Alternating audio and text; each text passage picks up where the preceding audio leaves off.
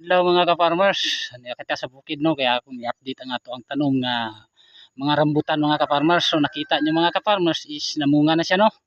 Yan. So ara pa oh. So dili pa siya kay kadaghanan namunga mga ka-farmers, mikan kay kaduha pa ni pangduha pa niya ka pambungahan mga ka-farmers, mga nanas niya siguro ni siya sa duha ka tuig ug magtulo. May pamanggod siya mga ka-farmers, ang mga duha pa ka tuig din siya mga ka-farmers kad sa akong pagtanom. So pang duha pa pud niya kabungahan mga ka-farmers no. Kay ni bunga man dayon siya ni atong niagi no. So napruiba naman ako ni siya mga ka-farmers nga aduna na siya bunga nya tamis pud siya og bunga. So mao ning gikuhaan ako siya og sayon mga ka-farmers. Itong akong gipampakita sa inyo nga itong inarching nga method mga ka-farmers.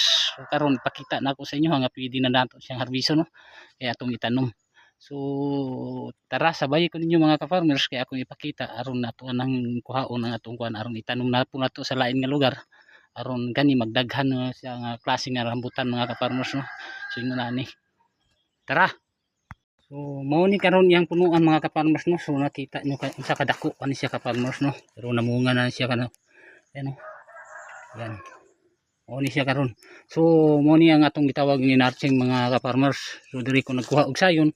Kay sayang man lang kung ako ani siyang pulungan. So akong gibuhat ani is dapat man gini siya sa kuan mga ka-farmers is tanggalon ni siya pero ako na lang gikuhaan.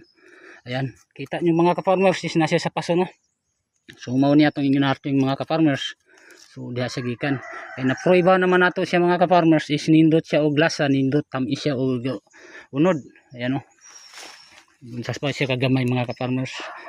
So naada ni karon sa ilalom sa sagingan kay ako lang ipalandungan, ginapalandungan man ako inig abot sa panahon managko na siya mga hinihinan ng po nagkawala na itong saging. So mao ni siya mga ka-farmers. So, nakita nyo ka-farmers no. Yan no.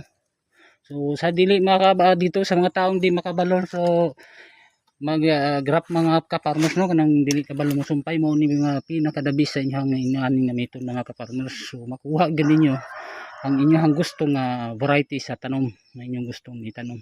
So sama sa ako mga ka-farmers akong ipakita sa inyo sa mga previous na akong videos nga ingon ani on lang siya mga ka-farmers. Bisag magtanom lang kamo sa paso mga ka-farmers araw. Ani lang. So gidouble root stock na daan ako mga ka-farmers. Ayan oh. So napag-iisa para kuan.